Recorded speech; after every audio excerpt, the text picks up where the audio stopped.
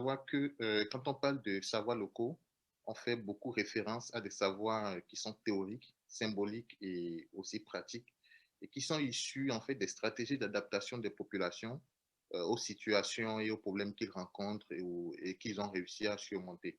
Ça, c'est Danny Hondo, pardon, qui donnait cette définition des savoirs locaux. Et en fait, c'est considérer les populations qui vivent un certain nombre de situations comme les détenteurs du savoir par rapport à ces situations.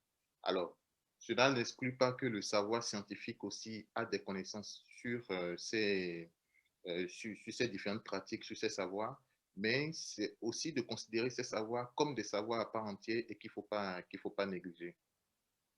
Donc, alors, le mécanisme d'exclusion, c'est que de façon très naturelle, ces savoirs locaux seront relégués ou même seront invisibles, seront relégués au deuxième rang ou même pratiquement invisibles.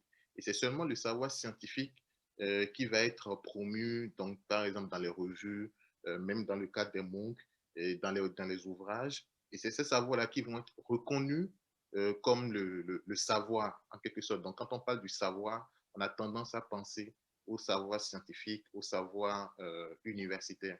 Et on l'a vu, par exemple, dans le cas de la COVID, qu'il y a eu des initiatives de pharmacopée, donc de médecine traditionnelle, qui ont été mises en place, par exemple, à Madagascar, dans certains pays d'Afrique.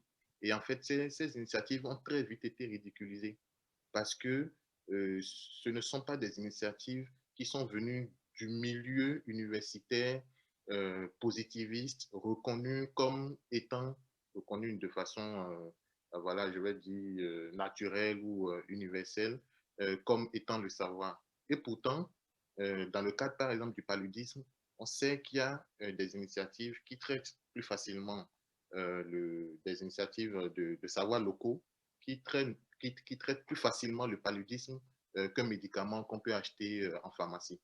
Donc, c'est D'accord. ce mécanisme d'exclusion, en fait, que je mets en fait en relief